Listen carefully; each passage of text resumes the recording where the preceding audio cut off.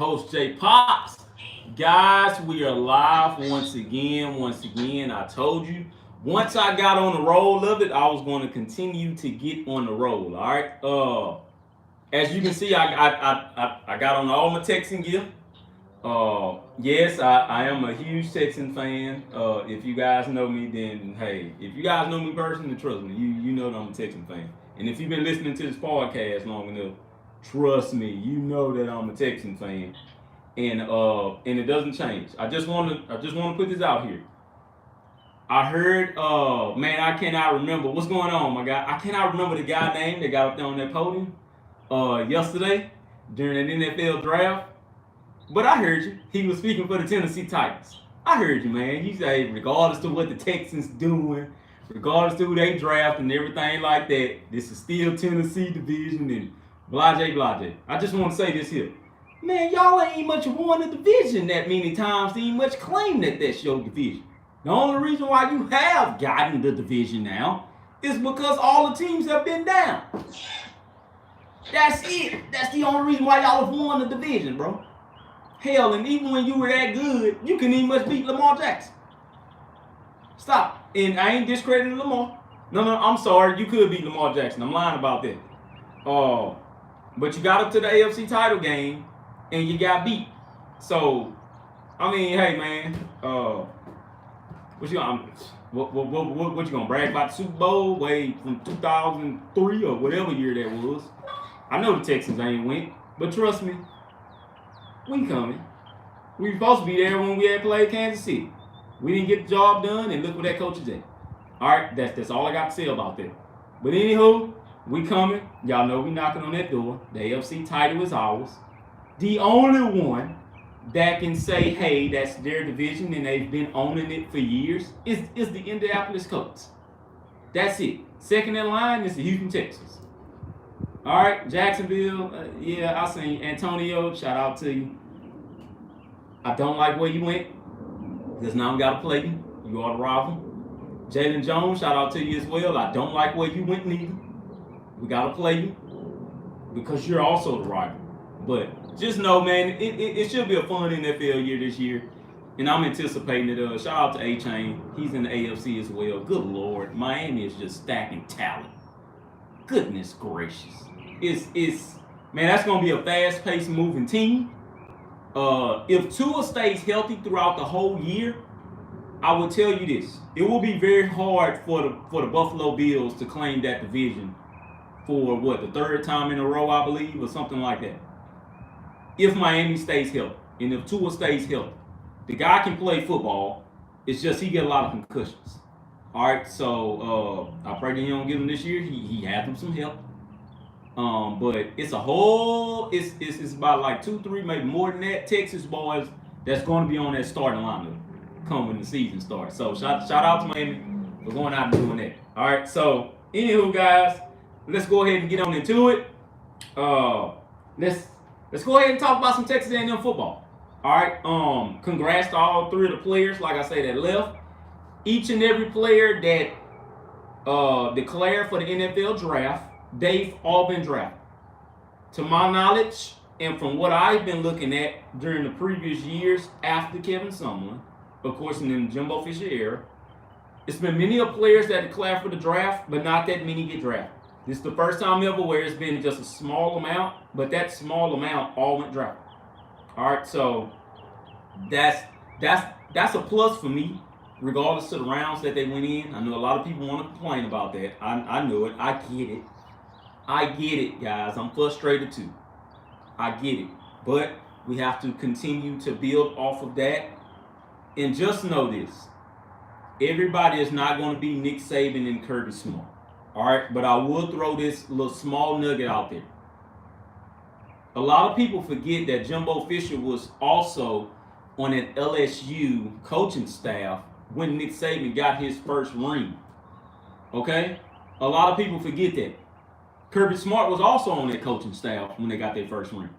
If I'm not mistaken, Will Muschamp, who is now the defensive coordinator for the Georgia Bulldogs, he was too on that staff when Nick Saban got his first ring. All right, so that was a very defensive-minded team. but it was also a very balanced LSU team at that point. So all of those guys have learned from the very best, which is Nick Saban. I'm not going to take anything away from Nick, but just know that everybody can't be Nick Saban and Kirby Smart. All right. What I will say is this: all three head coaches have a national title. All right. Kirby has 2. Nick has about 7, if I'm not mistaken. It's either 6 or I think it's 6. But Nick has 6 or 7. It's one of them. And Jimbo Fisher has 1. Guys, y'all can't try to continue to say what Nick Saban and what Kirby Smart is doing. Understand that Kirby Smart took over a program that just needed a coach to be there and guide them in the right direction. That was always a powerhouse in the SEC East. And Alabama just needed to be revived to continuously run the SEC. All right, so we look at Texas A&M and we love to say, well, A&M has the same talent as Kirby Smart and Nick Saban. That's true. That is the God honest truth. However, it just takes time, man. It just takes time. I know you guys don't want to hear that, and my apologies for if I've gotten on people's nerves and stuff like that. But guys, it takes time. All right, trust me, man. We'll be there. We're not going to have no 25 recruits in 2 years like Kirby Smart just did. No, we're not going to do that. But we will have players to get drafted consistently. Okay, we will get our fair share of a national title sooner or later.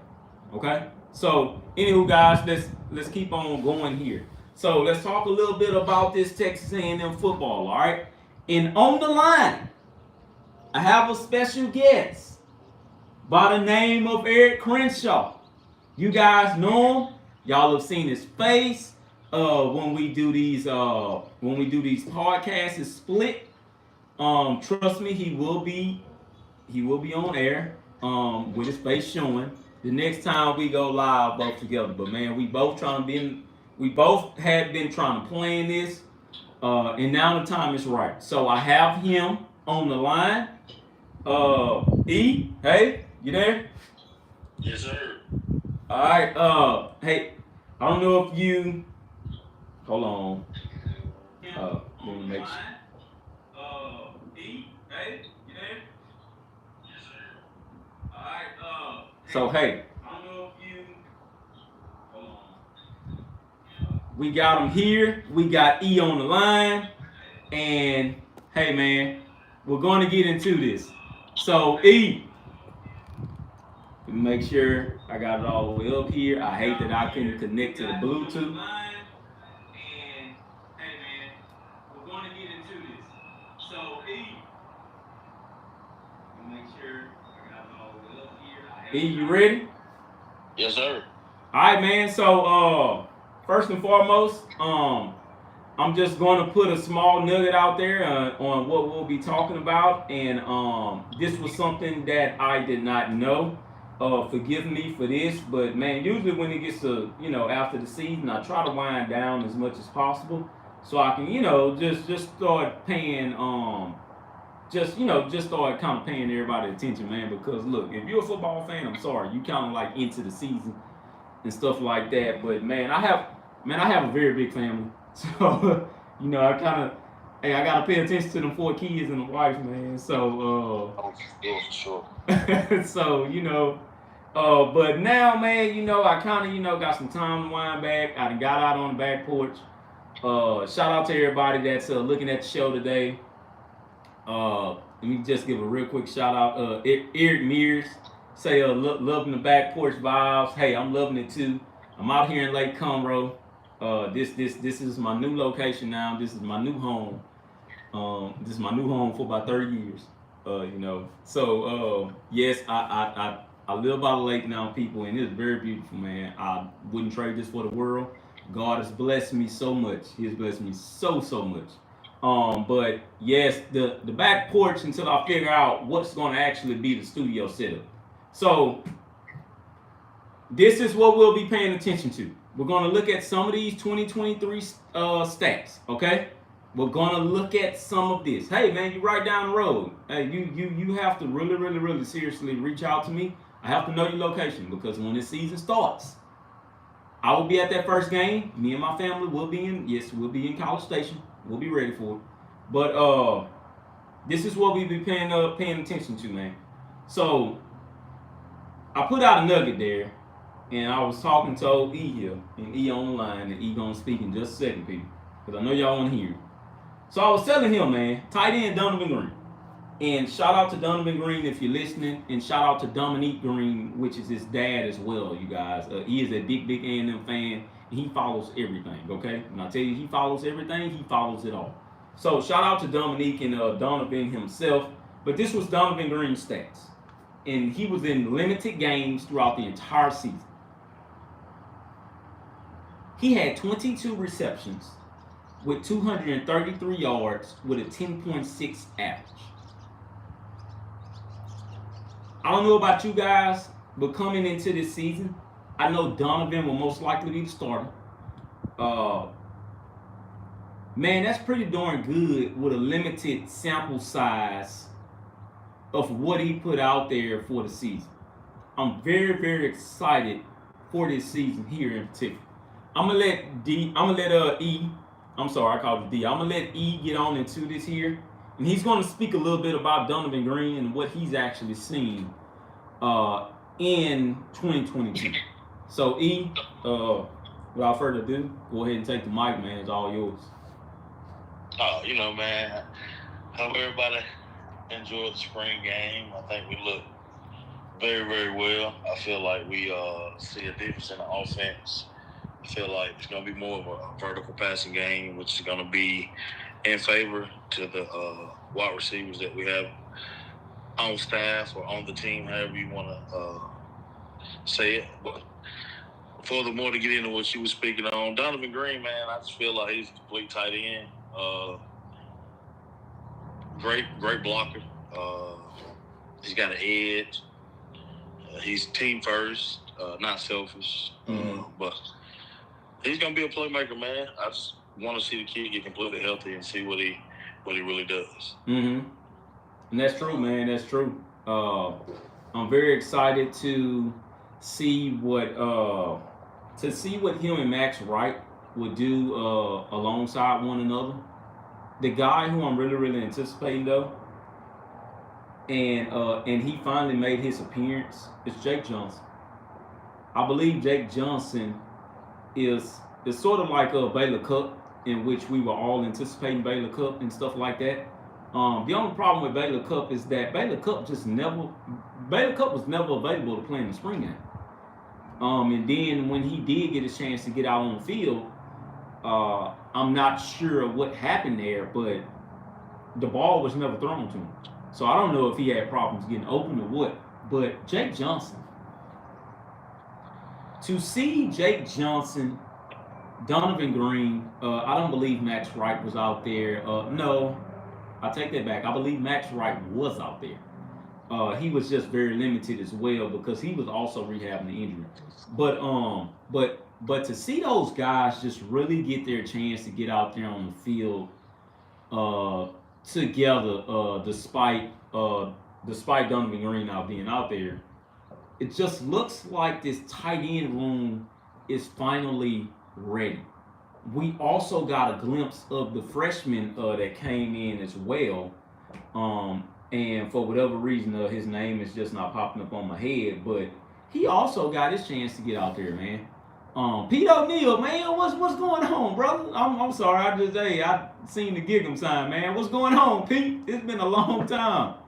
But just to see those guys line up beside one another with them running a 5-wide set, and me and E has had many conversations about this, and now we're bringing it to life.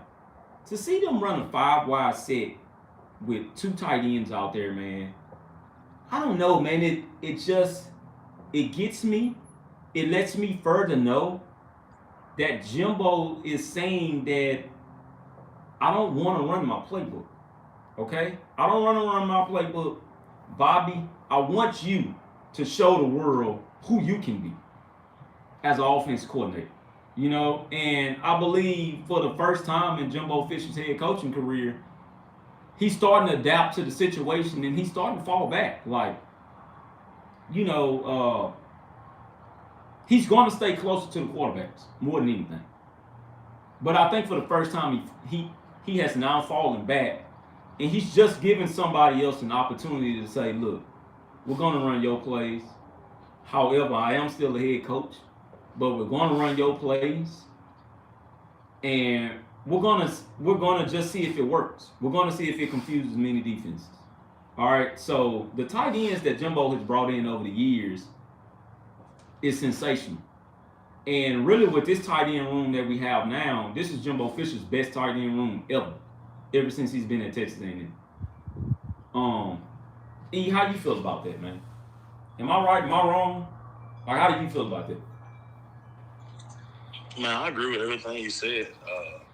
I just feel like with Jimbo stepping down as a offensive coordinator, he's allowed to step more in the CEO role, which is very, very, very, very demanding, considering the circumstances of recruiting and how we recruit and NIL and all the extra stuff that's coming with it.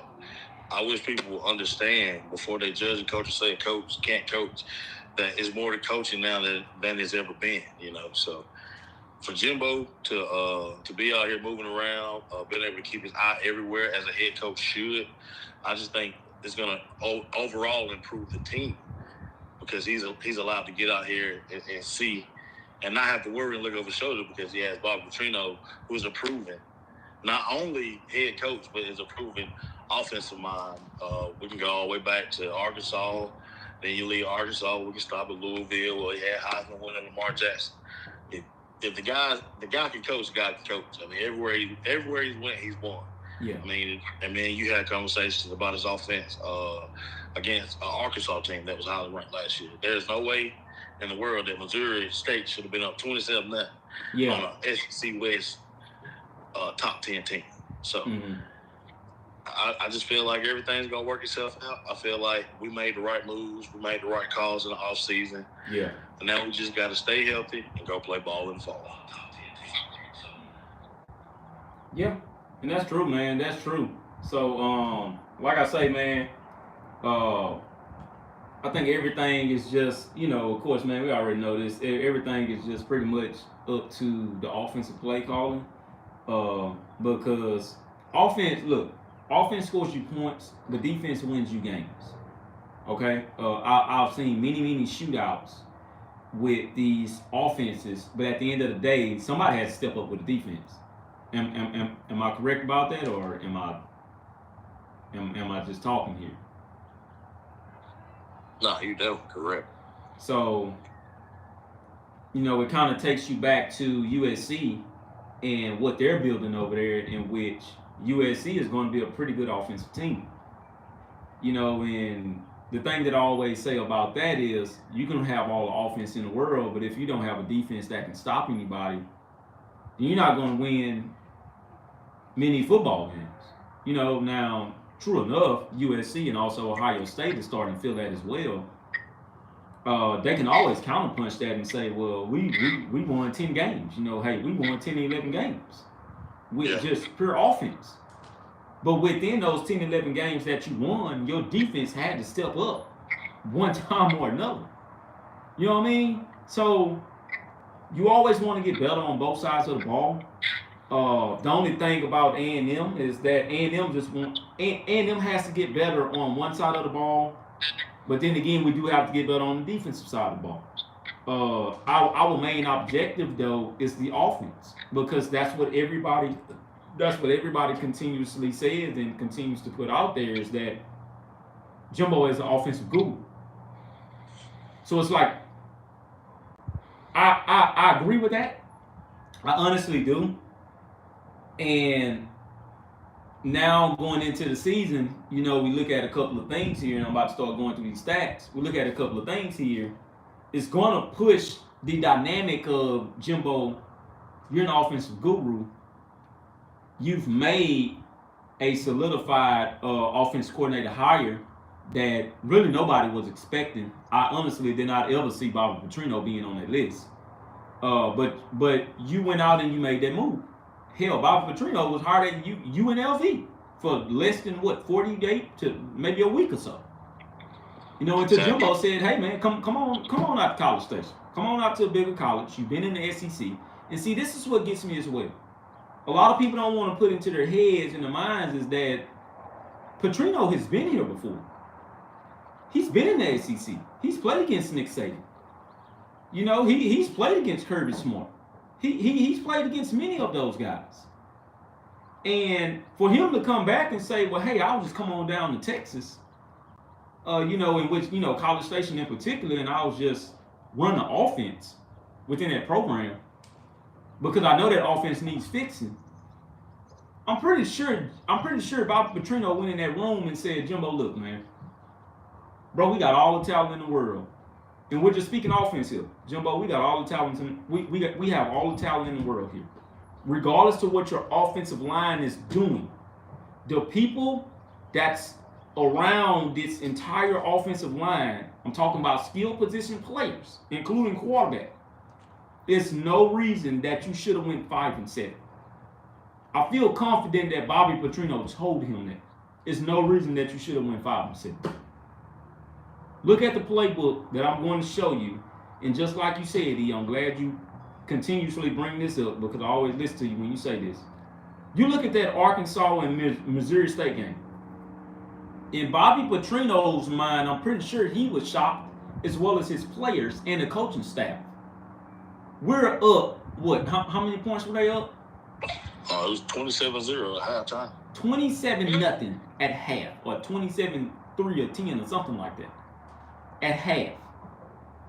I'm pretty sure every player in that locker room from Missouri State looked around at each other like, man, we're beating the SEC opponent. You know, being that it's Arkansas and they had like the worst defense I think I've ever seen Arkansas have in their history. But still, for them to be up that many points, knowing that they don't have the same type of caliber players as Arkansas, is insane to me. All right? But it's also a reason to why I'm looking at so many people, and I'm going to stop saying this on Twitter, so you guys please forgive me on that.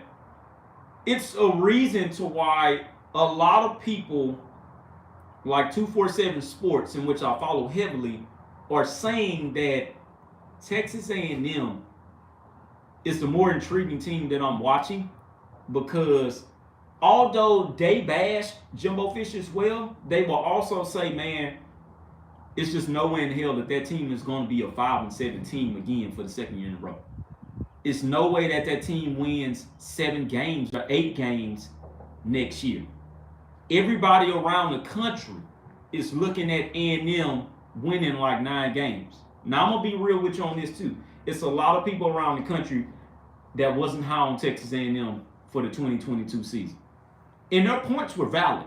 And I wish I would have listened to it just a little bit more. Their points were very valid. It was a young team. You didn't really know who your quarterback was going to be. Max Johnson was good. Max Johnson was good, but it was always, well, how good is Max Johnson? Haynes King, probably 65% of the people did not ever believe in Haynes King. I'm not even much going to lie to you. They just didn't see it. And it cost us. It cost Jimbo Fisher. I'm not going to discredit Haynes King because I believe that he's going to go to Georgia Tech and he's going to excel up there. I honestly believe he's going to excel at Georgia Tech, and they're going to run an offense that's specifically catered to him. Okay? Anywho, though, man, moving forward, it's a lot of guys around the country that said, although they got their number one class, that number one class did not solidify that you guys are going to win a national title as soon as these guys step on campus. Nobody in their right mind thought that. Now, me, I'm always make bold predictions because that's just me. All right? But it's people around the country until this day that are putting Texas A&M to win 9 games at, I want to say, a minimum. It's a lot of people that is putting a ceiling for them to win 10 games in a regular season. I'm talking about the regular season here, guys. I can honestly believe what they're saying. I'm not going to say they're going to go 12-0. Can we go 12-0? Can we just catch people by surprise? We definitely can. Do we have the schedule to go 12-0? Yes, we do. The only kryptonite to this Texas A&M football team, as of right now today, is Baton Rouge. Baton Rouge is the biggest kryptonite for Texas A&M to go undefeated. A person that I do feel like is going to get their asses handed to them is Lane Kiffin. We go to Oxford. I honestly feel like this team in particular, with the guys that have all returned, and just to let you all know, we don't have anybody else in the transfer report. The guys that are there now, these are going to be the guys that stepping on the field come this season. Jimbo Fisher's upset at 5-7 season. The guys in the locker room are upset at 5-7 season. Notice how when most of these guys went into the transfer portal, none of those guys that came in with them in that 2022 class approached any of them except probably Chris Marshall, Denver Harris, and Anthony Lucas. Those were the only guys that most of them guys in that 2022 class approached and said, bro, do you really want to leave? Everybody else that was not a part of that 2022 class that may have been in the previous classes, I don't believe in this. This is from what I've heard. No players in that locker room stopped them from hitting the door. So it's kind of like they pushed most of them out and said, all right, man, you're not gonna help us pretty much build anything. So hey, do what you gotta do. Do what you have to do. If you want more playing time, go ahead, go about your business and do what you gotta do. But I believe that most of those guys in there now have a championship mindset. Okay? I see somebody in the comments talking about TCU. I promise you that TCU just absolutely hit lightning in a bottle. And their lightning in a bottle came with thunder as well. So when it's thunder and lightning mixing together, that's a dangerous substance. And that's the reason why they were pushed all the way to that national title like they were. National championship game like they were. But when they got in the national championship game, they lost, 63-7, if I'm not mistaken? Is that right, E? Oh, boy, it was ugly. Ugly. Super ugly. It was. But I will say, TCU had about 8 players drafted. Which probably has broken the record for TCU in a single year. I hadn't heard anything that say that, but I'm assuming that. Their receiver was nice. What was his name? The big guy. He went to the Chargers. I think he went first round. He did. Quentin Johnson. Quentin Johnson. Yeah. And he was that good. And at the same time, he was actually a senior. So he had 4 years of preparation, and he took advantage of those 4 whole years. And he was darn good. He was doing good. I won't take nothing away from him. I think that's probably the second time that TCU has had a first-round wide receiver. Maybe in the last decade, I want to say, or something like that, right? What was the short? No, he didn't. Watkins. Was Quez Watkins from TCU? No. Once for the Eagles? Didn't he play at TCU? Oh, he sure did. You talking about the guy over there with the Eagles? That's right. No, Jalen Rager. Rager, yeah. I think he was a first or second round guy. He was a first round. Okay, so I'm sorry. So they had about 3 wide receivers that go in the first round, at least for the last 10 years. Because another one was Josh Dotson that played for the Washington Redskins when they were called Washington Redskins. Yes, sir. He was another one that went in that first round. So trust me, hey, this look, man, this is Texas football. I look at all these teams. I do. I honestly look at all these teams. So now let's go ahead and talk about some of this wide receiver room, in which really got my attention a whole lot. And that's making me really get my mind prepared for this season. And then, we're going to shift up to the running backs and the quarterbacks and, things like that, man. So this is what we're looking at for this season. And these are the guys that's coming back once again. That's why I said that a lot of people around the country feel like this Texas A&M team is going to be a team to actually have to be taken serious as the season goes on. So this is what we're looking at. Evan Stewart. All right, I'm just name Evan Stewart, number one. He's coming back. Evan Stewart had about 53 receptions, 649 yards with a 12.2 average. That's with all the games he's played. And Evan played in the last game as well. All right, despite them having a 5-7 season, nobody sat out.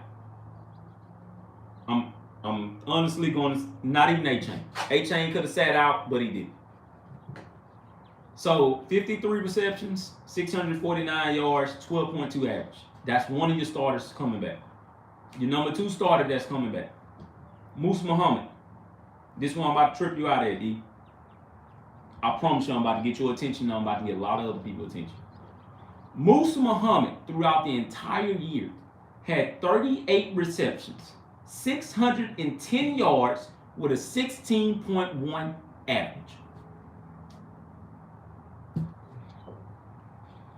E, please refresh my mind and others that's listening to the podcast right now.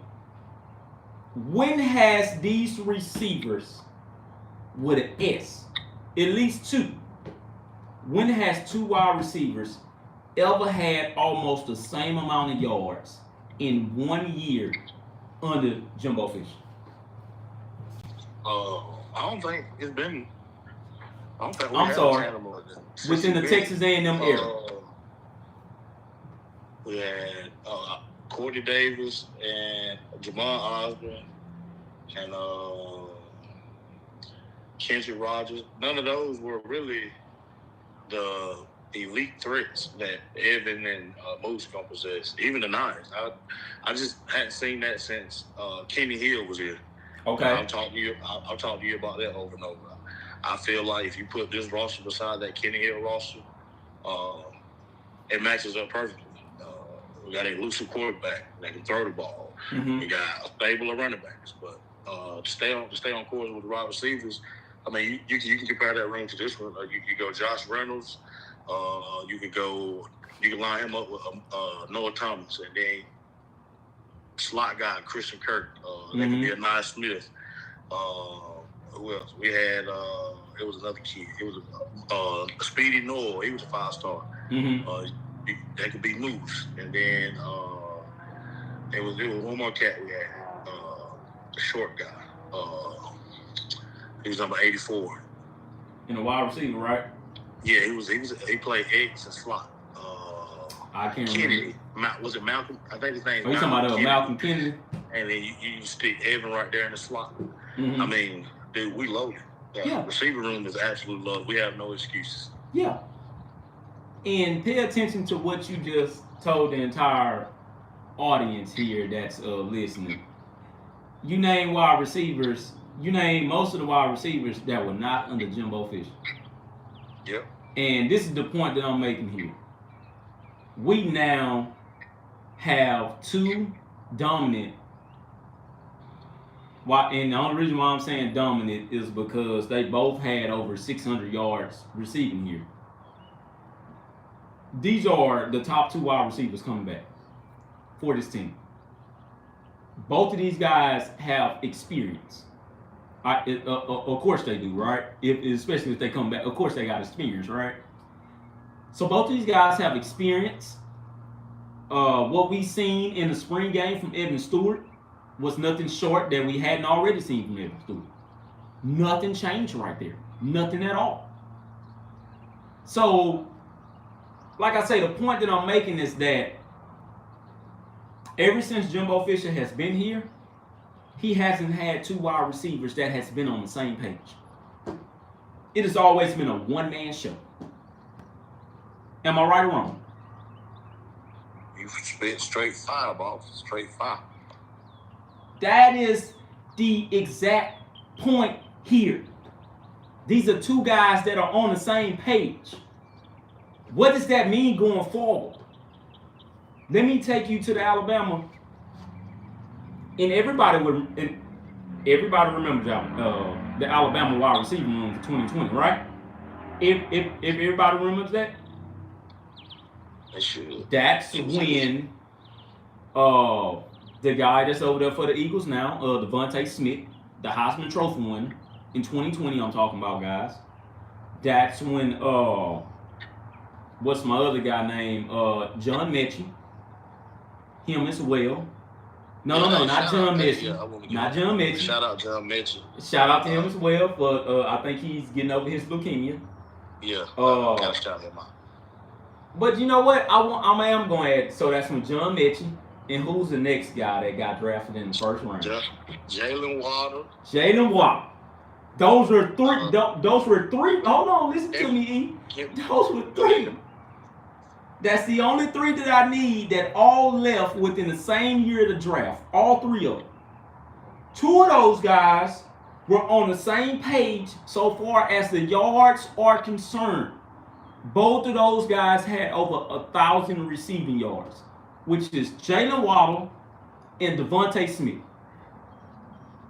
They both had over 1,000.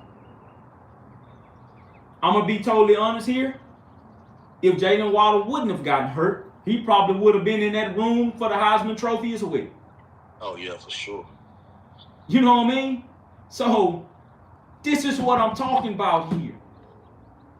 So, this is why I named this show just like the way I did. God has a plan for Texas A&M football and Jimbo Fisher. This is a part of the plan. He's been here for 6 years, guys. We already know this. You know? We are frustrated. Yeah, we're frustrated. The only reason to why we're frustrated is because we had a 5-7 season. This is the only reason. We're frustrated because of a 5-7 season. But within that 5-7 season, this is something to look at. Why within the 5-7 season, two wide receivers were on the same page, and both of them were 400 yards shy of 1,000 yards. With limited amount of games. Because Evan Stewart didn't play one game. And if I'm not mistaken, he didn't play in the Florida game either. So Moose didn't play in the Auburn game. Right? He didn't play in that Auburn game. Yeah, he got suspended. Well, that was when the sleeve accident happened, but we ain't gonna speak on that. Yeah. But he didn't play in a couple of games prior up to the Alabama game, and where he really started making an impact. Yeah, I think he really broke on the scene Mississippi State game. I think that was his first 100-yard game. That's true. I think he stacked was a 2 or 3 100-yard game. And he did. He did. And he should have broken loose within the Arkansas game. But we ain't gonna speak on that neither, E. We're not gonna speak on that. Because he should have broken loose in that game. Oh, for sure. But this is what I'm saying, man. You had two guys that were capable of getting 1,000 yards. One had a 12.2 average. The other one had a 16.1. Oh, and Moose didn't play in the Miami game. I thank you for pointing that out. Yep, he was suspended. Evan didn't play in the Miami game because he was suspended. Suspended too. Yep. Look at what we talking about, man. Look at what we're talking about.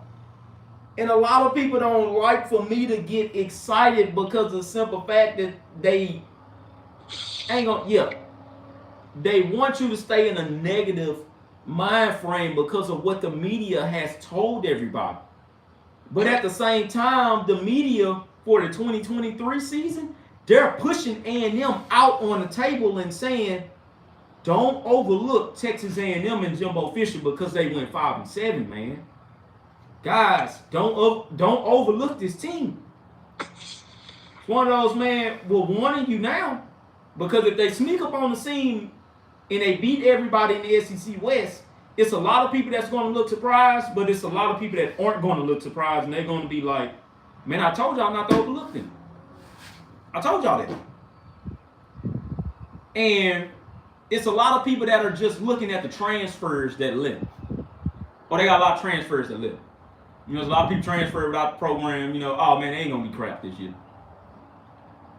However, it's many of people that keeps on going back and reiterating how many starters left, though. E, can you answer that for me, man? Because, bro, I'm listening to you.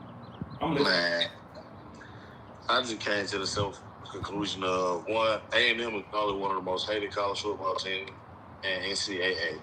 Two, people gonna speak on our team when they don't know what's really going on. They just want to be I don't know drama starters or rumor starters, however you want to address it or call them. But we know what's going on. We know what we got. We know what's coming. Mm-hmm. I ain't really worried about nobody else. I'm gonna control that. We need to control. We control, and be where our feet are. Take it one day at a time. We're gonna get there this year. I don't think we're gonna lose the ball game. That's my honest opinion. I don't see us losing to nobody. Only game the toss-up game I got this year is at LSU, and that's only because since we've been in the SEC, we hadn't won that. Yeah, and I think that's everybody toss-up game, but that's everybody. That is one of everybody's losses towards A&M right now, because even with Jimbo Fisher, we still haven't won down there. Nope. We still Ain't haven't. been close. You know what I'm saying? We can't. We were just short last year. Yeah, we were, man. But it's okay. So this is my only knock on Jimbo Fisher, and he's gonna have to fix this sooner or later. We can't win on the road. Our road record is horrible, and this has been since his tenure at A&M. We cannot find ways to win on the road, and I know it's hard, because it's an SEC environment. I know it's hard, but like you said, if we have that many amount of players that are that talented, and most of them will have their heads on straight this year, I'm like you, man. There's no excuse for us not to win at home and on the road, all within the same year. That Tennessee game gonna be pretty rowdy too. That game, I forgot about that. So, I ain't saying that we won't beat Tennessee, but I ain't saying it's gonna be easy because COVID year 2020, we went down there. Yeah. Stadium was empty. Wasn't really many people there. So, mm-hmm. Of course, that was due to COVID, but they're gonna pack that thing out this year. They're gonna absolutely pack it out to probably the second highest sellout since the Alabama game. And if I'm looking at this correctly, matter of fact, no, you know what? I'm not gonna spread no false words out here, man. Let's go ahead and pull up the schedule. Let me pull up the Texas A&M schedule. I don't mind doing that at all.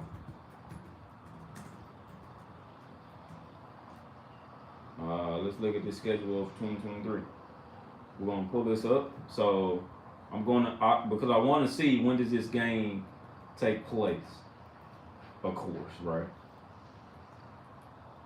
So this is the game after Alabama. All right, and I'm gonna say this once again. This is the game after Alabama. If we go into Tennessee undefeated, and I need everybody around the world to know this. If we go into that Tennessee game undefeated, we will have by far the biggest target on our backs ever since Jimbo Fisher has arrived. And do you know why that is, E? And if you don't know, then I'll be reluctant to tell you why. Go ahead, roll with it. This will be the first time under the Jimbo Fisher era that they have been undefeated in the first 5 to 6 games. Well, yeah, you're right about that. They will go into that game. Didn't we start 6-0? And we started all of those 5 and 6 and 0s under Kevin Sumlin. Yeah, you're right. All under the Kevin Sumlin regime. All of them. All right. So if we walk into Neyland Stadium, by far undefeated, in which I believe Alabama will come in with a ranking at number 2 when the season starts. If that game in College Station goes down, and by far, if Texas A&M wins by like 2 touchdowns, let alone 1, if they win by 2 touchdowns, they're at this point no longer being the hunter. Your ass is finna be the hunted. All right, and us A&M fans, we hate to look that far down the road, but we're just speaking on that game here, and we're talking about the what if fact. What if they come into that game undefeated? Neyland Stadium will be rocking. You hear me? Especially if they are undefeated. Because that has happened before, like I say, but it was just under Kevin Sumlin when we had met up. And both of those teams were undefeated at that point, and I think it was like number 4 against number 6 or something like that, if I'm not mistaken. And that game was absolutely sold out in College Station, and it went to overtime. Me and you have had these talks before about that game. That was a very, very fun game. They went back and forth, and Amani Watts was the game changer of that season in particular because he also had done that in the Arkansas game where he caught that interception and ended the whole ball game. Yeah, he ended a few games that year. Mm-hmm. So you talk about that Tennessee game, and we walk into Tennessee and we go undefeated, and that's a sold out crowd, and we beat Tennessee by a touchdown or a field goal with the interception coming off of either Tyreek Chappelle or Bryce Anderson. All I'm saying is that Jimbo Fisher's a different animal once he gets into the undefeated range. And people can go all the way back to the Florida State days on that. Once he's undefeated, Jimbo Fisher's hard to beat. I can honestly say he is very hard to beat once he's undefeated. But anywho, man, Jimbo got that dog in him. He does. He still has that winner mentality in him. But this year in particular, this is going to be one of his hardest years to deal with because he honestly has to find a way to win ball games with an S. He has to find a way to win them, man. And there's going to be a lot of people that has the microscope on him this year. I think he found the perfect fix. Mm-hmm. Trino. I just, man, the guy is proven. He done, and everybody you named, all the top coaches, Saban, Kirby, he done beat them all. Mm-hmm. What more could you ask for? The only coaches that Jimbo really struggling with are the elite coaches. Yeah. That's if you true. Can get some help, if you can get, it's almost like he gonna push him over the hump, man. I just don't see us. I just don't see this being bad. I don't see nothing bad happening. I think this was a home run. I do too, man. And how the way this schedule sets up for this year, it's pretty much like, man, if you lose Jimbo, then at this point, I don't know. I really don't know how to answer that. I do know this though. If he does lose with this schedule, he will be fired. You know, I'm not going to sit up here and act like he won't. A lot of people love to say, oh, well, College Station didn't have the money to buy him out. And they said that all last year, but then they turned around and said this year, no, College Station got the money to buy him out, y'all. Man, we've been had the money to buy him out. Hell, we could have bought his ass out 3 years ago if we wanted to. So that instance, I would never understand that. You know,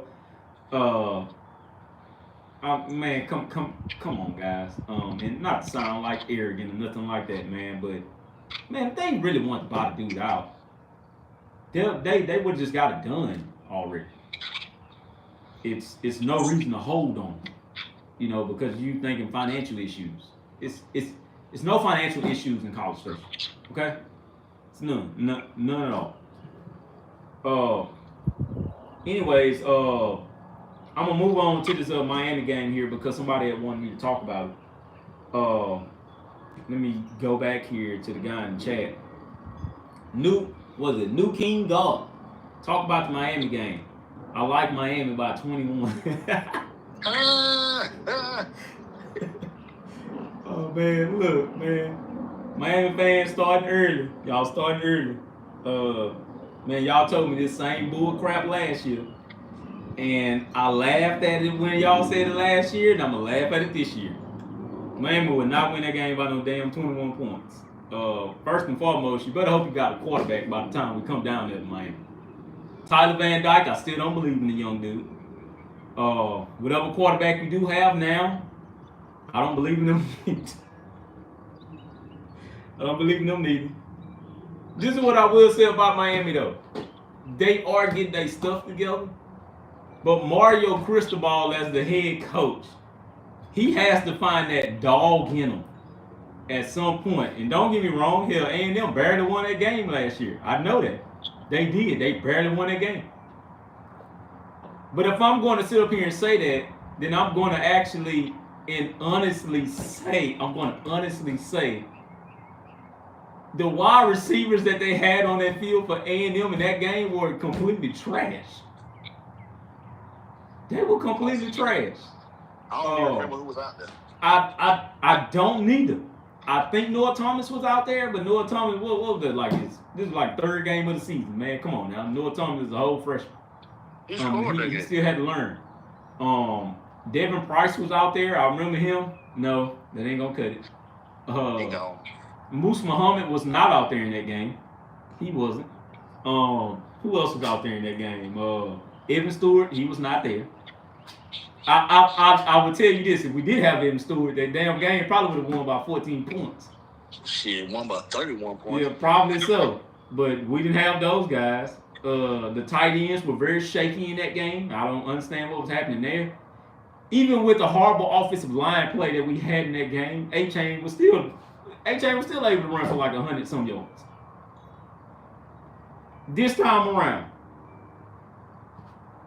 and let me answer this question because he's talking about, do y'all have a quarterback? Okay. Man, look, I get it that you're a Miami fan, and don't get me wrong, I look at Miami. I didn't look at them that much last year because there wasn't no reason for me to. I like the U. I like the colors. I love the colors, by the way. I love the green and orange and everything it stands for. But you asking me, do we have a quarterback? You need to ask Mario, do y'all have a quarterback? The quarterback that we do have, if you want to go and roll some highlight films, you can. Hell, you can even roll the spring game. And even in that game, I will say that Connor didn't look all of that. I'm not going to lie to you. Connor didn't look all of that. And I'm talking about Connor Wingman, by the way. He's going to be a sophomore returning. He has some experience. Matter of fact, let me go to his stats because this is what y'all did to us last year when y'all talking about Tyler Van Dyke that really pissed me off. Y'all showed me that small ass sample size. I'm going to show you our small sample size too about Connor Wingman. This was Connor Wingman's stats. Now, what he was supposed to get here this early? Connor Wingman's stats. 73 completions out of 132. All right. 896 yards, 8 touchdowns. No interceptions, by the way. I think Connor played like 4 games. That was it. The last 4? Wasn't the last 4? The last 4. All right. And we aren't going to talk about no shoulda, coulda, wouldas. But go rewind the old Miss tape. And look at Connor Wingman having a field day. Look at him. And then, okay, so now you talking about A-Chain ain't run for no 100 yards on this. He didn't need to. They couldn't tackle him. All right. He caught the ball out of the backfield, too. And he did. He did. Let me look at this. Let me look at these damn stats because you want to go into this. So first and foremost, that was an ugly game for both teams. This game was won 17-9, in which was absolutely freaking horrible. That was the most slow game I think I've ever seen in my life. I'm not even much gonna lie on that one. But it was one of the more defensive games that I've seen since the Auburn game in 2021. Okay, and then hold on, he's proceeding to say, Jimbo been there 6 years and y'all still going 5-7. That was our first ever time going 5-7. I have no clue what you're talking about. With all of those 4 and 5 stars, if I'm not mistaken, Miami in full of 3 stars. I don't know who may have told you that, but even before Mario Cristobal, Miami was never full of 3 stars. They may have not had that many 5 stars. Don't get me wrong, but it's hella 4-star recruits there. And they by far overrun whatever 3 stars y'all had on the roster. It is still Miami, Florida, by the way. That is Florida because Florida is known as the skill state. That's the skill talent state. If I'm not mistaken. And I'll agree to it. That's the skill talent state. So look, man, you trying to argue with me? Man, I'll go back and forth with you. I will. So y'all O-line going to be better than this year? I believe it will. It can't be no worse than what y'all O-line was. Y'all O-line wasn't good either. But they ain't blowing nobody in that Miami game. They was just, man, it looked like we were blitzing every play down bad in the offensive line. Yeah, so I don't know, man. I don't understand what you're trying to accomplish there. So this was Texas A&M. And like I say, this game was horrible. I'm speaking about this briefly. This game was very horrible. So we got 16 first downs. This is A&M, by the way. To Miami's 27 first downs. 27 for Miami.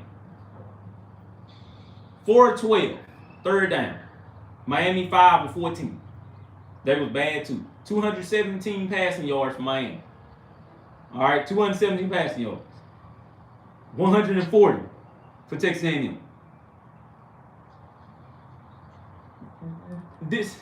Listen to me, E. I want you to listen to me and I want you to come in. Texas A&M only threw the ball 10 times. No, they threw the ball 20 times, completed 10 out of 20. Miami doubled that, threw the ball 41 times, and only completed 21.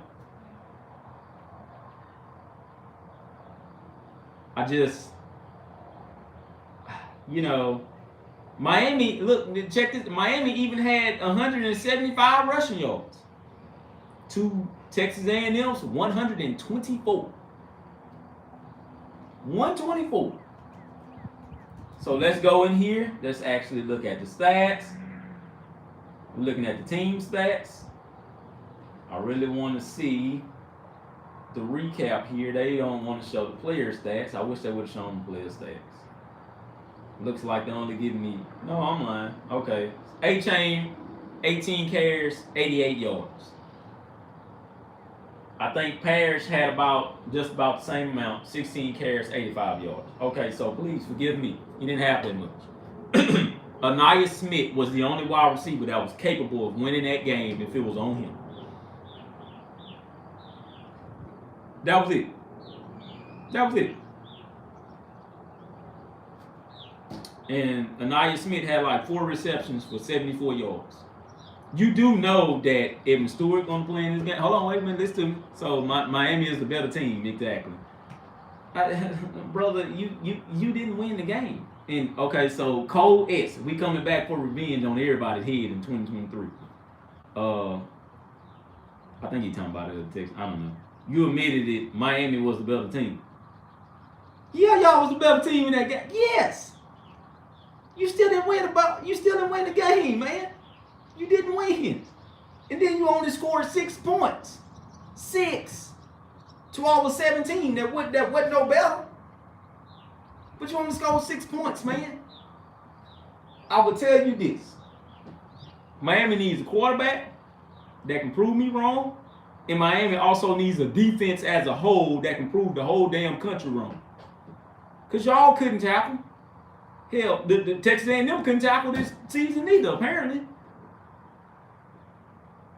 But we beat you all in 2022. So now when we come up to Miami, which is going to be very beautiful in September, that scene is going to be lovely out there, and I know it is. Texas A&M comes up there with Connor Wingman, who I'm projecting to be the starting quarterback. They come up there with Evan Stewart, who's the wide receiver that you guys didn't see. They're coming up there with Musa Muhammad, which is another wide receiver that you guys didn't see, plus Anaya Smith, which is a wide receiver that you guys already seen that had 4 catches for 74 yards. So if I'm not mistaken, if he caught 4 passes for 74 yards, what's the average on that? 15 yards a catch or something like that? Am I mistaken, E? Am I going crazy? You spot on with that. You spot on. So you look at all 3 of those. I just named 3. You look at all 3 of those guys. So I have no clue of what defensive backs you got down there in Miami that's capable of doing anything. And we're just talking about the wide receiver standpoint. It's nobody down there that can hold those 3 wide receivers that I just named. Anaya Smith, you guys already know that y'all can't hold him. Miami already knows that. So are you going to double cover Anaya Smith? Or are you going to double cover? And leave Moose open? Yeah, and leave Moose and Evan open? They better call for backup. I'm tired of all these Miami folks in the comment. They lucky I can see what they're saying. I mean, what you going to do? You going to leave Evan and Moose open? And potentially a tight end, in which we didn't have a really good tight end production in that game either. Because if you cover all of those guys, then you eventually leaving the tight end open, which is probably Donovan Green or Jake Johnson. So what you gonna do? You gonna cover them? This is what I'm saying. Okay, well now we talk about the offensive line. Bryce Foster won't be hurt in that game, man. They won't be hurt in that game. They won't be hurt. That was the worst Miami team in 20 years, and y'all scored 17 points. No, they scored 9 points. Yeah, no, that what he talking about? He talking about A&M, what they scored on them. Oh. But if you're going to say that, bro, that was A&M worst team in I don't know probably 15 years, and we still beat y'all. But they did not score an offensive touchdown. Oh my God, man, you didn't score anything, man. Then he go, okay, so now he's proceeding to tell me you better learn about our All-American safety. But do I need to remind you of Bryce Anderson? That came in the game and absolutely shut everything Miami was doing down? Single-handedly. By himself. Hell, Jalen Jones that just went in the 5th round, just went in the 7th round yesterday, which was a cornerback. He also made the last play of the game. So what we talking about here? Like, bro, y'all couldn't even much get anything past Tyreek Chappelle, in which probably gonna go in the 1st round next year. Oh yeah, he definitely gonna be a first. If I'm not mistaken, if he don't go 1st round, he's gonna go highly 2nd. So look, Miami fans, I get you. I know you loyal to your team just like I am. But it's a couple of things that y'all have to look at. Mario Cristobal ain't gonna do it all in year 2. I'm gonna give him year 3. A lot of people like to down Mario Cristobal to him, which I still think is a good head coach. But he too has to find it in him to fall back on certain things and just be a head coach. That's it. Mario, man, just be a head coach. You don't need to worry about this, and that. Only thing that Mario need to be consistent about, the only thing that Mario needs to be consistent about is coaching that offensive line. That is it. That is it. That is completely it. Everything else you need to let the offensive coordinator worry about. Yep. And what you speaking on that, like I said, he pretty much facing the same thing as Jimbo. It's a new era. Mark Cristobal did a damn good job coaching at Oregon. Mm-hmm. But at Oregon, he wouldn't fight NIL. Yeah. Just like Jimbo, there's going to be a lot of coaches that start that kind of struggle right now because they got to realize that, hey, I can't call an offense and or defense and run the team. Yeah. Those times have just passed. We just moved, and football has changed. Yep, that's true. That is very, very true. And so you look at a couple more things here we're going to go through. Like I said, I just gave you Connor Wingman stats. To me, to my knowledge, I knew Connor had like 8 touchdowns. I didn't know how many completions to attempts that he had. Now, don't get me wrong, 73 completions out of 132 attempts. I ain't like that's great. I didn't say that. That's very, very above average. But if Connor would have played more games in his freshman year, this team probably would have went 7-5. If Connor was the starter, throughout the whole season, this team probably would have went 8-4 again, or maybe 75. I had it going 9-3. 9-3. Yeah. Okay, so you're a little bit step up above. The only one stepped down because he was a freshman QB. That's the only thing I would have looked at. Like I say, I'm not going to discredit Haynes King because Haynes King could have hands down won that Alabama game if the right damn play just would have been thrown in there. Yeah. If the right play would have been thrown in there.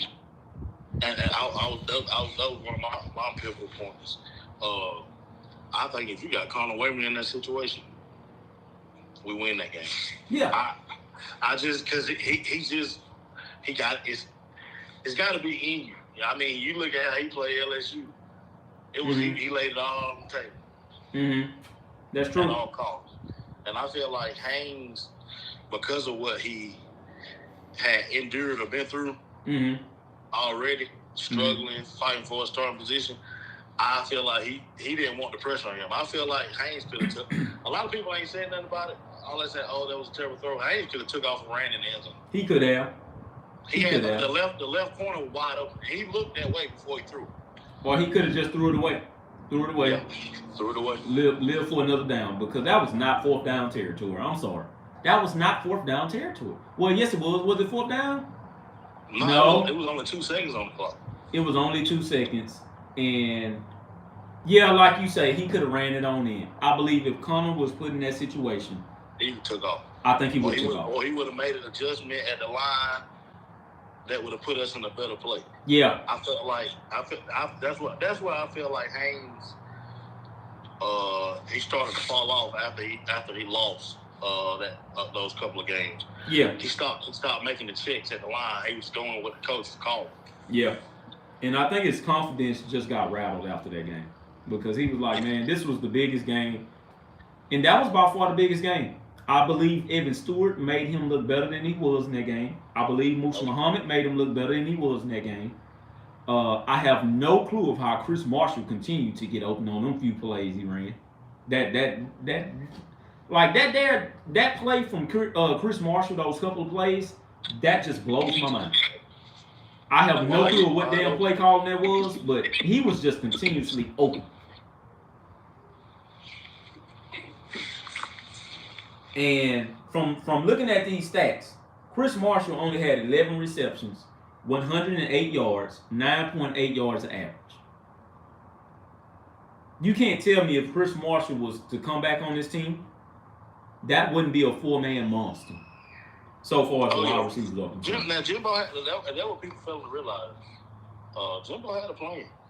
And it was in full effect last year. Getting you guys in, at all costs. We got to do what we got to do. They're going to play now, but they're going to turn the corner. And as you can see, even with Chris Marshall being at Ole Miss, you see a couple plays he made in that spring game, and it's like, yeah, we knew it. We already knew what he was. Yeah, and that's true. So, it don't surprise me at all. But if we were able to keep, I think when it's all said and done, this A&M recruiting class still be talked about because I feel like three receivers that he had on that roster will go in the first round. And that's 1, Evan, 2, Moose. Well, he wasn't in that class, but Moose will go in the first round. And I got Chris Marshall. If he keep it together like he got it now, I got him going in the first round as well. Yeah, and that's true, man. That is true. And just like you had said, if Chris would have stayed, that would have been a plethora of our receivers. I believe Noah Thomas.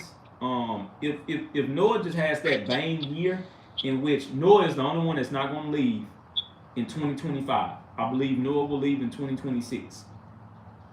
When he comes out in 2026, if Noah just has that dog-dominant year, regardless to who the coach may be, because a lot of people leaving may not be Jimbo Fisher or whatever. But regardless to who the coach may be, Noah will go first round. All right, he has a catch radius out this world, and he has stick on hands. He can run too, and he can. He can. The only thing that needs to be better with him is running routes. That's it. And I believe that is a clear fix, and he will get that fix throughout this entire year. All right. Like you said, he's good to come back, so nothing is wrong with Noah. We're good to go on that. Like you always tell me, iron sharpens iron. Tariq Chappelle is pushing all of these wide receivers to their limit. He wants that dog to come out of them. Bryce Anderson is pushing every wide receiver that came in there within his class and tight ends to the limit. He wants that dog to come out of them already. That's the reason why he made that play like that in that spring game. It's a reminder of you wasn't the only one that was recruited within that class type deal, but you knew when I came that I was going to play ball. And if I'm not mistaken, man, if Bryce have that year, he's finna be in the running for that Thrope Award. For that Jim Thrope Award. I agree. All right. I believe the money is still back there. Don't get me wrong. You still got Jacoby Matthews back there. Yeah, I know he going through his little, I know he going through his little whole ordeal. Hey, is he good though? I haven't heard nothing on Jacoby at all. To my knowledge, I think he's still good because we haven't heard nothing. But I'm sorry, excuse me. I thought I heard the baby crying. That is my baby. I know that cry from anywhere. But you still got Jacoby.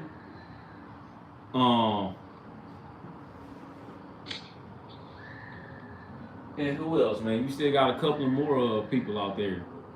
Excuse me, real quick. You got Jacoby, Bryce. I'm on live, y'all. Excuse me, one moment. Go ahead, talk, E. You got. Hey, I'll tell you who else look good on defense. York, that freshman linebacker. Woo-hoo.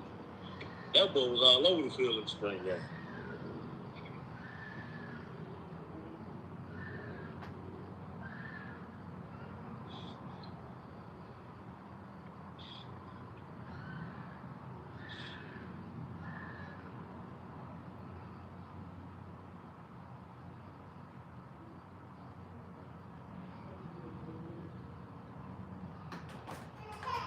Don't throw that down. All right, y'all. Excuse me on that. E. But yeah, as you walking away, I was just talking about some of the. We were talking about the back end of defense. I said I want to speak on the freshman linebackers. I'm telling you right now that York kid, he looked like an all SEC, All American freshman linebacker. 3-star kid that got it out of the mud. Kid that wanted to be at A&M, kid that blue collar kid, you know what I'm saying? He a dog. I love him. I already love him. I mean, he's sideline to sideline, he can cover. And I mean, he will come up and hit you. Yeah, and that's true. And then you add Adrian Cooper in there. You know, a lot of people kind of forget that he's still there. Yes, Adrian is still there, people. Oh, yeah. He's going to make his plays. He's made plays since he's been there. Yeah, you know, then you got Montreal Harris still there. He looked good. He done put on some weight. He looked real good. Real good. So, do you want me to go ahead and get into the defensive line, or you want to go ahead and do? Yeah, it don't matter. We can talk about. I mean, man, I get excited when I talk about that. I get excited when I talk about that defensive line, man. Go ahead and do your thing. I just want to say shout out Walsh Nolan, man. I don't know what you did in the offseason, but buddy, you look like a completely different man. Yeah. So, just like he said, I'm piggyback off you. That defensive line, I'm excited. And I will say this. I watched the Alabama spring game as well. I was impressed. And if I'm not mistaken, I said the same thing like 2 years ago when I watched those spring games. The personnel who's going to play harder in the spring game are the defenses. All right? And I'm going to say this once again. The personnel who's going to play the hardest are the defenses. The defensive line for Texas A&M, and this will be a defensive line type of year this year. Once again, I said the same thing 2 years ago. This will be a defensive line type of year for the SEC West. Really for the SEC in general, but for the SEC West, this will be a defensive line type of year. If you do not have a defensive line this year, you will get your ass beat. and I'm gonna say this once again, you will get your ass beat. The defensive line that we seen in this spring game, they gave you a glimpse of what when this season starts. I know we done rolled DJ Durkin behind all last year. DJ Durkin made the worst analyzations to when he was looking at offensive lines all over the SEC. I have no clue why he's running that defense last year. I don't. I honestly don't. The defensive line this year, though, with the guys of like you say, shout out to Walter Nolan. He looked damn good and he looked fast. That boy looked fast. Yeah, I didn't know he was that fast, but I'm gonna be real with you, he fast. And he was playing at his respective position, which was a defensive tackle. He wasn't playing on the outside, none of that. He was in the interior. That dude gonna be special this year. I'm counting on him to have like about 6 sacks. Another guy, I paid attention to him throughout the whole spring game. Shamar Stewart is a damn fool. And he's coming in for year number 2. Year number 1, he was good. He was good. He was all SEC, All American. Was he? Yeah. Okay. Year number 2, Shamar looked better than what he was last year. That's another one that just looked like he got faster. And he's starting to pull offensive linemen into him in release. I'm going to say this once again. Yeah. He's starting to pull him into his body in release. Yeah. One thing about Shamar Turner, I noticed, he's always been that guy. He just needed to refine. Like, it's all, you can't, as a defensive lineman, you can't have one move. Yeah. You got to have a counter move. And then when you got a counter move, you still need more moves. So you can rotate them out. Mm-hmm. You want to have an offensive lineman uncomfortable. If an offensive lineman can sit and say, oh, well, I know he's going to spin inside every play. Mm-hmm. Once they take that spin inside, they got you because they going to false step inside. Yeah. You stuck because they done blocked your first move. Yeah. You don't know where else to go. So I feel like that was one of his big emphasis on his offseason this year was refining and add some more tools to the shed. But I think he did that, and I did see him make some plays as well in the spring game. You say Shamar Turner, right? Yes, sir. That's Shamar Turner, Big 5. Okay. So that's another one who I was going to give a shout out. So that's another one as well. Edge rusher. A lot of people forget that Shamar Turner was a top 20 recruit when he came in. He's from the state of Texas. And he was a top 20 recruit, 5 stars. Like you say, the only problem with him is that he just had to develop a little bit more. He got thrust into that last year, but he got injured. He got hurt. He's been pretty banged up for the last 2 seasons, if I'm not mistaken. As of right now, in the early, way too early mock draft, in which they need to quit doing, Shamar Stewart is expected to be a first round. Shamar Turner is expected to be a first round. If Shamar Turner comes out there with that freakish athleticism and body weight, in which he's another individual that's just up there, swole buff. Yeah, for no reason. Just for no reason. He has the potential to get probably 8 to 9 sacks this year. And probably more than that. I'm going to tell you like this. If Shamar Turner has about 15 to 16 sacks, he's by far finna go first round, and we don't even need to talk about this anymore. Because I'll take you back to the Myles Garrett days. Myles Garrett had about like 20 goddamn sacks. They couldn't block Myles. Man, that was NCAA 2012 game mode numbers. They couldn't block him at all. Like, they could not block him. That's why they took him as the number 1 overall pick. And guess what? They still can't block. They still can't block. He was a generational defensive lineman, man. Generational. You don't have that as much. So, like I said, if Shamar Turner comes out and he looks like the next Myles Garrett, man, I'm sorry, man. He's going. He is going. And ain't no ifs, ands, buts, about it. We don't even talk about it no more. And he's going to reach some havoc. I got move on to the next D lineman. He didn't really participate in the spring, but man, I'm just sold on McKinley Jackson, man.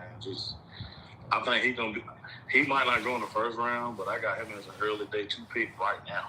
But if he come out and play, if he can stay healthy and play the whole season like he played the last 5 or 6 games, he came back last year, he's gonna be a first rounder too. That's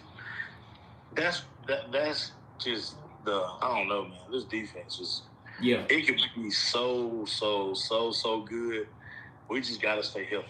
Yeah, and that's true. That's true. So, like you say, McKenna Jackson was going to be like that last and only one for me because I was going to talk about him. A lot of people forget that McKenna Jackson is the more veteran guy on this defensive line period. That's the one that I believe is the leader and the anchor of that defensive line. I believe that he's getting a lot of people heads on straight.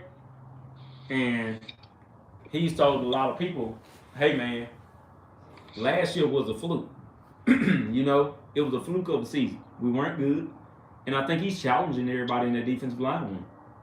All y'all need to step y'all game up. We weren't good. We weren't good. And I think a lot of them got lost in that Alabama game. I'm going to say that once again. A lot of them got lost in that Alabama game. Because they showed a lot of people around the college football world what they could be. If they just put it all together. Although Jahmyr Gibbs still ran all over their ass. But they showed a lot of people what they could be. They could be a nightmare. I mean, they could be a quarterback's worst nightmare if they get back there. You know what I mean? What they forced like four freaking fumbles. Excuse my language. What they forced like 4 freaking fumbles. Yeah, we had 3. Yeah, shout out Fidel Diggs too. Can't forget about Fidel Diggs. Oh, hey, we didn't forget about him. Trust me, we did. So that's another one. Fidel Diggs, like I said, I'm glad you just said something about him. Fidel Diggs. I just believe his draft numbers are off the chart. I believe he's a late first round pick, man. I honestly do. And I say that because Fidel is just so humble. He's humble as hell. And he doesn't talk. He doesn't talk a lot. He doesn't talk at all. Fidel just goes out there and does his work. If I'm not mistaken, out of all the games that we watched on the SEC network, every announcer continuously pointed out Fidel Diggs. Fidel Diggs. Fidel Diggs is just, I mean, how could you not mention? How can you not mention? That's another one where he's coming back for what? Year number 3?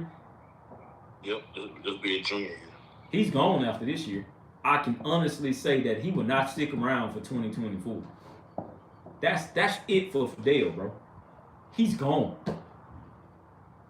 And that's what we wanted. Like, you guys put yourself in a situation to be noticed, be drafted, go and win something that haven't been won before, which is a national title. Yeah, we all want that.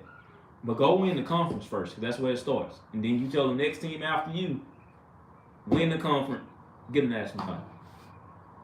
You know what I'm saying? So, who's another one that we're not mentioning, man? Malik Silver. Dog. I think he was hurt mostly all of last season. He's another one. Yeah, he came in off injury because he got injured in high school.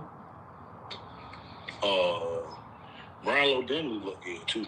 Gabriel Brown Lodenley. That's the one that's been hurt all season. He back. He had a club on, but that ain't stopping that. I mean, he was coming off the ball. He had a sack. He had 2 sacks in spring game. He did. That's another one.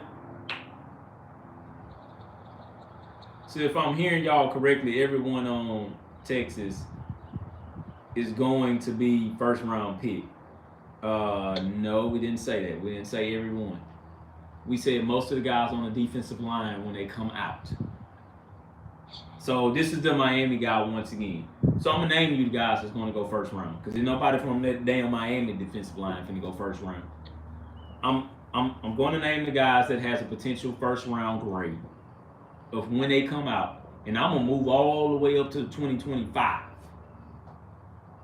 Walter Nolan, Shamar Stewart, Gabriel Brown-Love-Dendy, if he chooses to come out. Malik Silla could be. And I'm going to stop right there. Now for 2024, this is what we're talking about currently. This is what we did say. McKinley Jackson has the potential to go. Day 1, most likely day 2. Shamar Stewart, late first rounder here.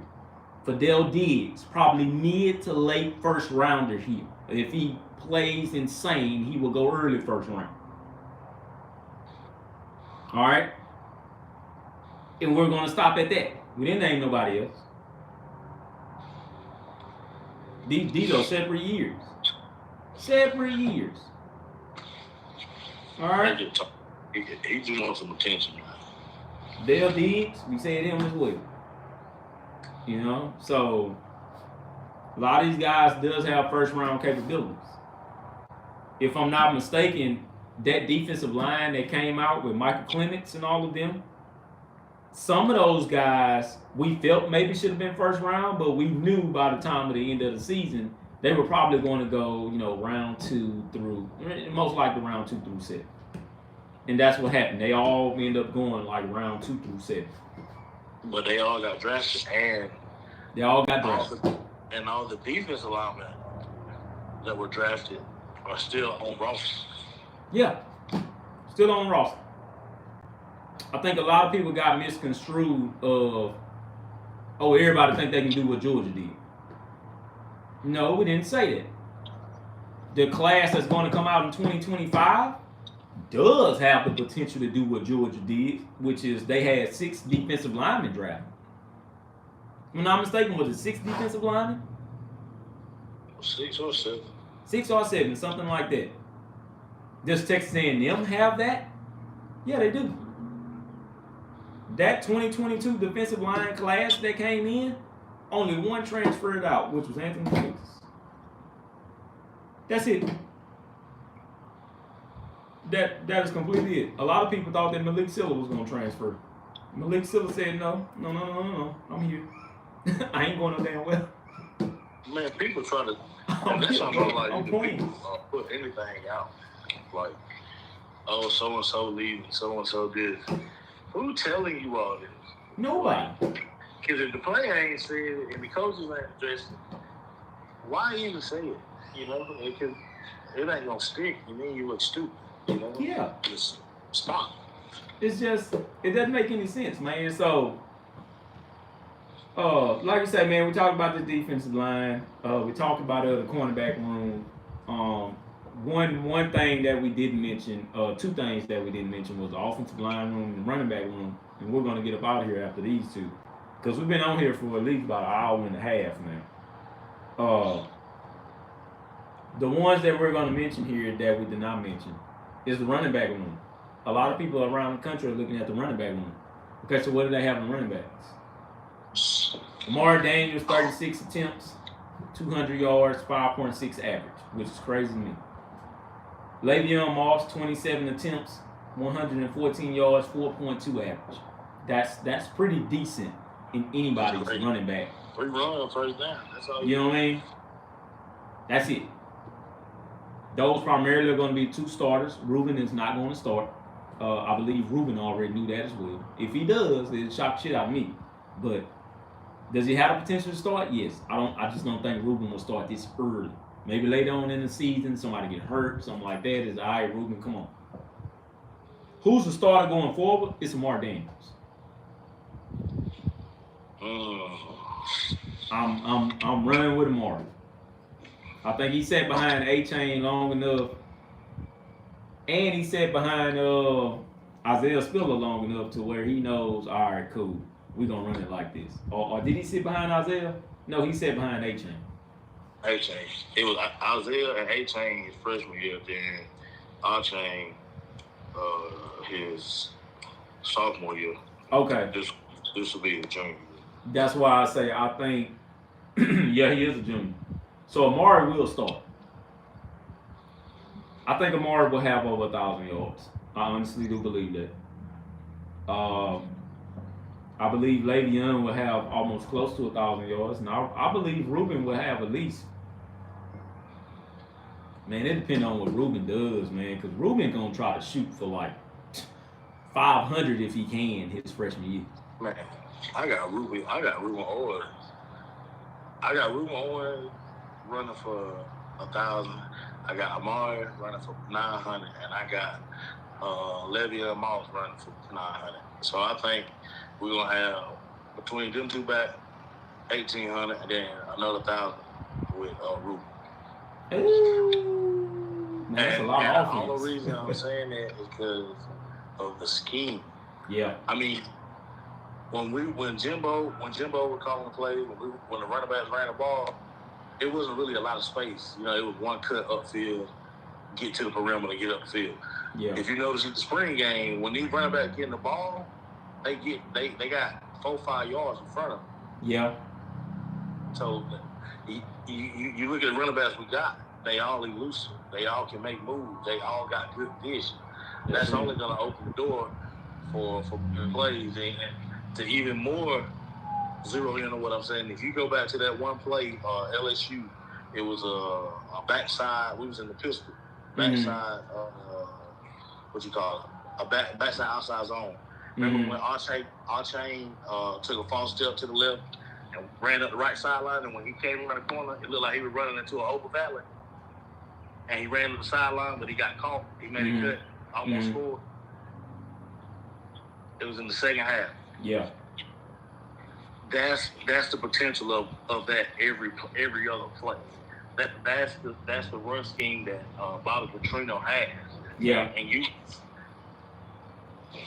So, I mean, with it being wide open like that, bring it back. Also, I mean, I know we about to get into the offensive line, but I mean, man, my goodness, can we have a better offensive line? Then you throw in Chase Parsons. Yeah, that's true. That's true. Man, yeah, that was I'm saying that we should. There is no excuses. We ain't got no excuse this year, Jay. None at all. And I'm about to name you the guys on this offensive line that's all going to come back. Cam Dewberry, okay, he was a freshman. All right, yeah, hey, he has a little time on the field, and he looked good in the LSU game. Hell, he looked good in the Alabama game. If I'm not mistaken, he was out there. Am I right? I think he was out there. Yeah, he started. He had no choice. He had no choice but to be out there in the game. Cam looked good. All right, later on throughout the season, he looked even better. He was comfortable. So Cam, I don't believe Ruben Father is coming back. I believe he retired, medical injury. Am I correct? Was he the guy that retired? Ruben Father? I think that was him, right? Ain't no, not Ruben. Ain't no way. It wasn't Ruben? Was it Remington Strickland? Because I know one of those guys retired. Medical injury. I know we had I know Chibizu medically retired. I don't think it was him. Somebody retired not too long ago. But so you got Cam, Ruben if he didn't retire. You got Bryce Foster. Okay, which thing I don't need to talk about Bryce. That's another one who I think if everything goes right, man, that man finna go in the first round. That's me. I honestly think so. You got Bryce Foster, Mark Nabel. He didn't even much. He was out there in the spring game. Looked good. I think Aki. Was Aki? I don't know how to pronounce that last name. I think he transferred. He had transfer portal, right? No, Aki there. Aki's still there. Okay, we'll talk to him. Aki's still there. He, according to Jimbo, he been running with the ones. Something happened. He had some kind of injury or something to his face, and he couldn't play the spring game. He has stitches in his face. Okay, yeah, that's right. I heard him say that. Oh, he got like busted nose up top of his nose or something like that. Leighton Robinson, I just honestly feel this dude is going to excel this year. Yeah, it's only up for Leighton. He looked like the old lady. Yeah. In spring. So he I mean, honestly, man, I feel like your freshman year, if you start, is like, okay. I feel like a lot of these athletes nowadays, they sophomore year is like a slump. Not because of their play. I just feel like a lot of these kids' bodies is I don't know. It's like their body is transitioning from like a teenager body to a man body, and then it's like their junior year, you get the real player. Mm-hmm. So I feel like every kid that performed on that 2020 team that's now going into their junior year, I think they're going to excel. I think they're going to look better. I think they're going to look the best they have looked since they've been on campus. Yeah, and that's true. That's true. So you got Layden as a senior. Man, he's going to look damn good. You got Jordan Moku, in which I believe he's still there, if I'm not mistaken. Jordan Moku was still there, people. He's still there. He was started. Remember he went down Mississippi State game. He did. I remember that one. Hunter Erb, in which a lot of guys, man, look, when Hunter Erb gets his shot, he's going to get his shot. And these are just to name a few. So Chase Basantis, he came in there, freshman, came in the 23 class. Man, if I ain't know any better, he's challenging somebody on that offensive line, and if they don't have their stuff together, they're gonna get their spot taken. I already think too. I mean, that boy was pancaking folks out there in the spring. Yeah, and he was opening up wide. It was a hole that got wide. It was a hole that got opened up so big, and it was for Ruben Owens, and I cannot remember who made that hole. It was in the spring game. I can't remember who made it. I think you talking about when he ran to the right, and then he run that open field, and then he stopped and cut. And the dude got around the ankle. Chase and Dewberry was on that side. They had Chase at right tackle, and Dewberry was at right guard. And see, that's what I'm talking about. So, guys got to get ready for that one, man. So, like I say, E, that's it. We're going to go ahead and get up out of here. We go ahead and go in this house. Get ready for some things. I got to put a dresser together. So, I got to get started on this before my wife starts fussing at me. Boy, you better get in there, boy. You're going to have the wife, have the life. You already know what's up. So, that's it, man. I thank you for being on this phone call with me. I thank everybody out there for tuning in and listening. Yes, this was a long show, but I just thank you all. It's been a long time coming. So that's all I have for you guys on today. Once again, I'm ready for that 2023 season just like you guys are. All right? So hashtag yeah gone. Aggie. Hey.